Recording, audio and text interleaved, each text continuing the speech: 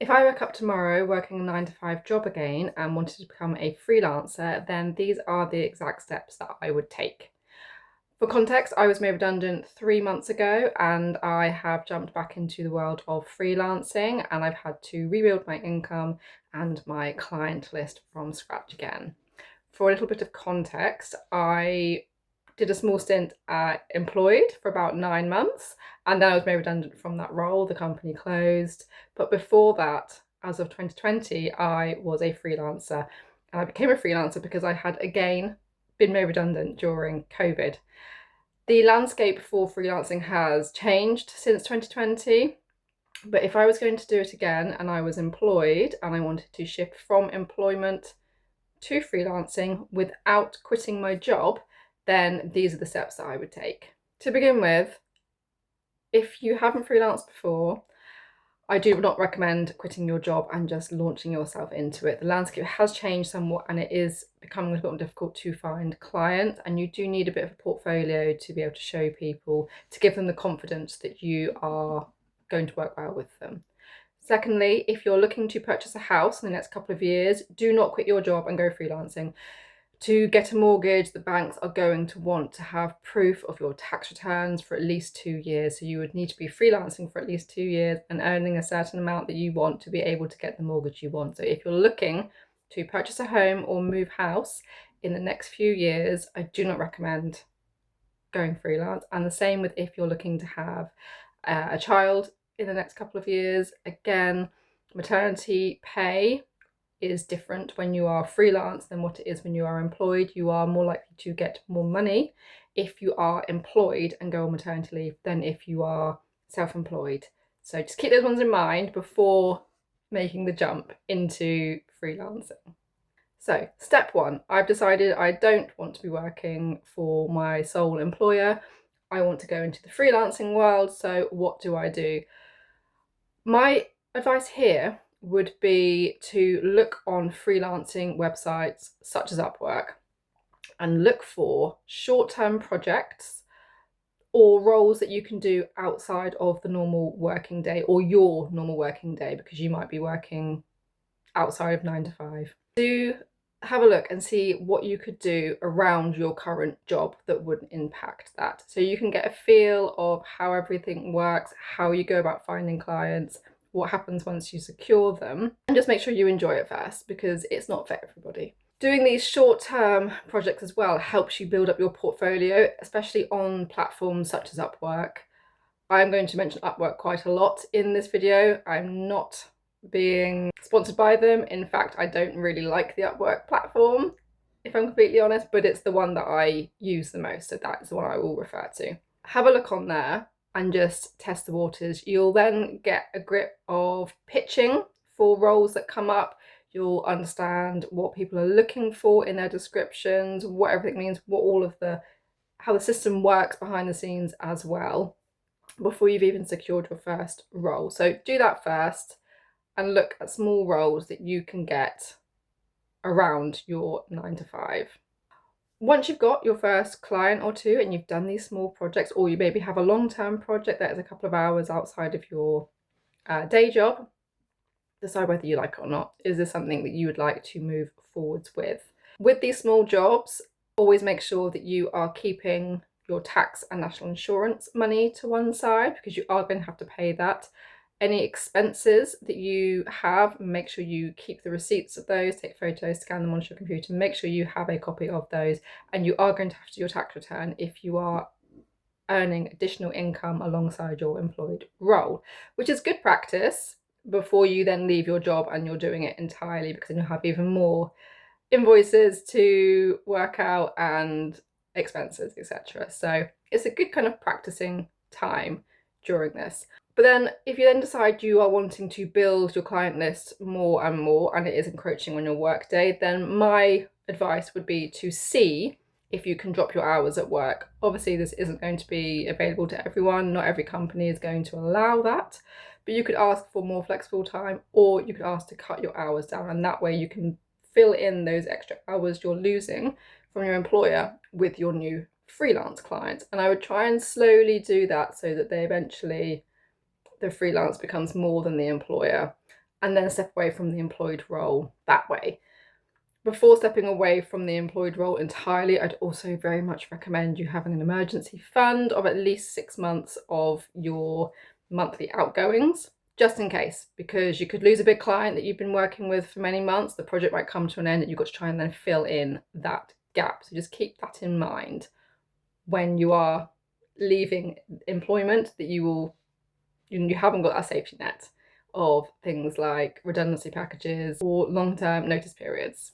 If you have a role that doesn't allow you to reduce your hours or have more flexibility over your hours, then you could possibly consider looking for employed part-time roles. That way you still have the security of employment and you can still build up your freelance clients as well. That doesn't suit everybody, and I completely understand that. You can just leave your job and go into freelancing. I just wouldn't recommend it. Having been made redundant and suddenly lost my job on more than one occasion now, freelancing has been there for me. I personally find freelancing actually more secure because I've got multiple clients, multiple income streams, not just the one, because then if you lose that, everything's gone.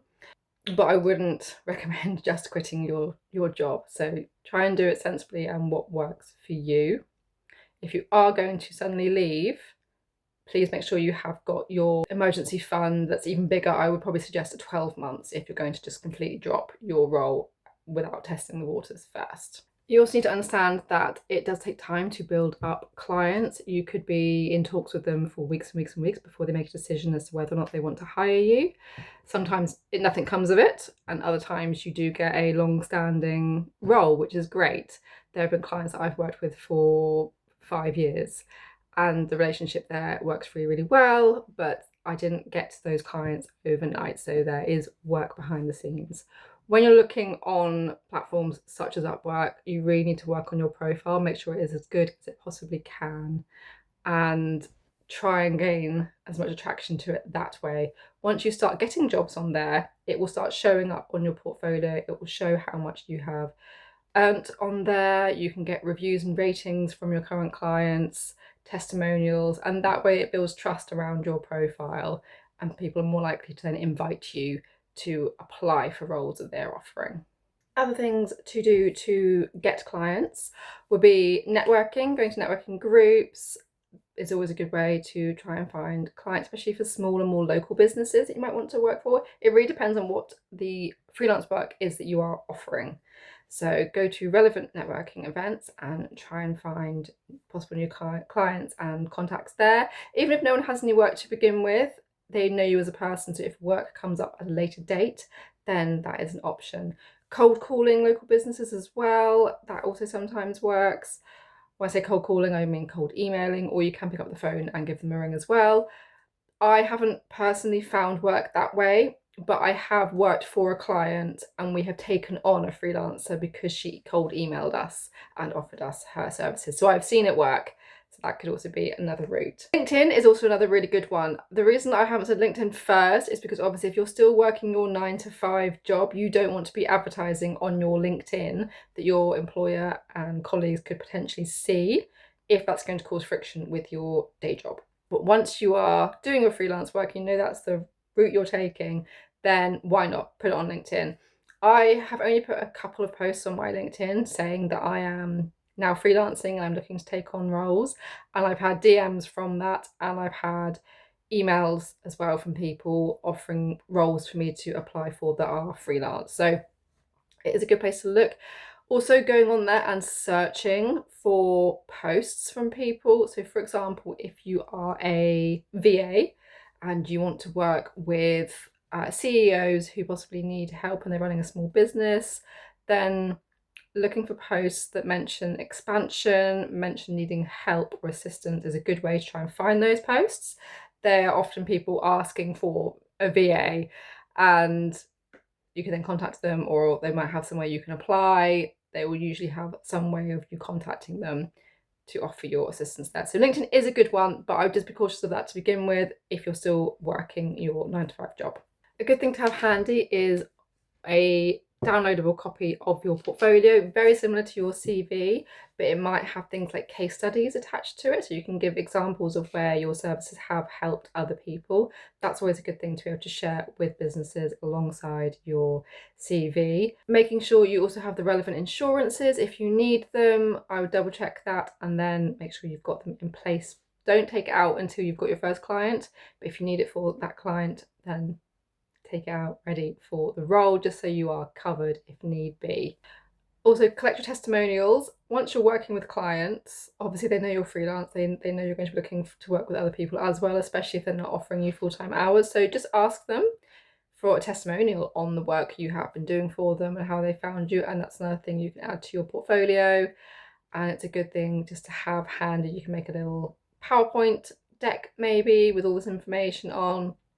I know when I have worked for clients and been looking for other freelancers, we were looking for a digital marketer at one point, and we had lots of people who would email in with a PowerPoint presentation, which was great. Some people also did video presentations to us, which went down an absolute treat, alongside obviously sharing their website if they have a website. I wouldn't say a website is a necessity to begin with. I've never had a website and I've always managed to find work, so maybe if you're expanding, that's a good thing to have, but it's not a necessity to begin with. I don't know how much traction people get from these websites, or whether it's more a case of them sharing it with people, but you can share a document with them with all that information on anyway. So that's another good thing to have as well if you're going to do it. Now, I hope you found this useful.